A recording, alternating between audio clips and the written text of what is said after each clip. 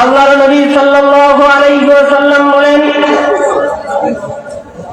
এক ব্যক্তি তাকে ওয়াজ করতে গিয়ে আল্লাহর নবী বলছেন, ইগতানিম খামসান ক্বাবলা খামসিন, এই ব্যক্তি শোনো, পাঁচটা জিনিসের পূর্বে পাঁচটা জিনিসকে মূল্যায়ন করতে শেখো।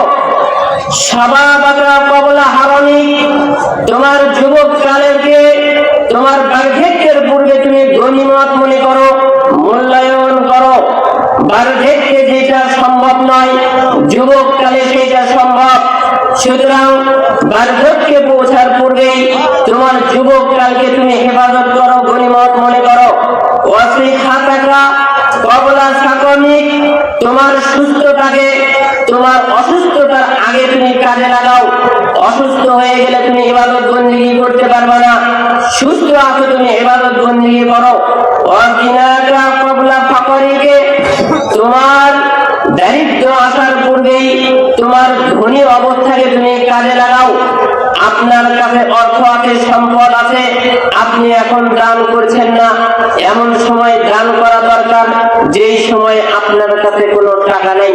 যেই সময় টাকা ছিল সেই সময়ে দান নেই, যেই সময় দান করতে হবে সেই সময়ে টাকা নেই, আপনি একটাও পেলেন না। এই জন্য আল্লাহর নবী বলছেন, তুমি গরিব হওয়ার পূর্বে, দরিদ্র হওয়ার পূর্বে তুমি তোমার ধনী থাকাকে তুমি কাজে লাগাও, সেই সময় তুমি দান করো। অফিরাকা ক্বাবলা শুগলিক, তোমার ব্যস্ততার পূর্বে তুমি তোমার অবসর সময়কে কাজে লাগাও। যেই সময় অবসর আছো সেই সময় তুমি আল্লাহর জিকির করো, সেই সময় তুমি ইবাদত বন্দেগী করো, সেই সময়ে আল্লাহর ইবাদত বন্দেগীতে তুমি লিপ্ত থাকো। কেননা ব্যস্ত হয়ে গেলে তখন তুমি আর আল্লাহকে স্মরণ করতে পারবে না। এরপর আল্লাহর নবী বলছেন, ও হায়াতাকা ক্বাবলা মাউতিক, তোমার মরণের পূর্বে তোমার জীবনকে তুমি কাজে লাগাও। জীবন যখন চলে যাবে পৃথিবীর কোনো মানুষ তোমার কোনো ফায়দা নিয়ে এসে দিতে পারবে না। জীবন যখন চলে যাবে পৃথিবীর কোনো সম্পদ দিয়ে তোমাকে আর ভালো কোনো কিছু করার সুযোগ নাই।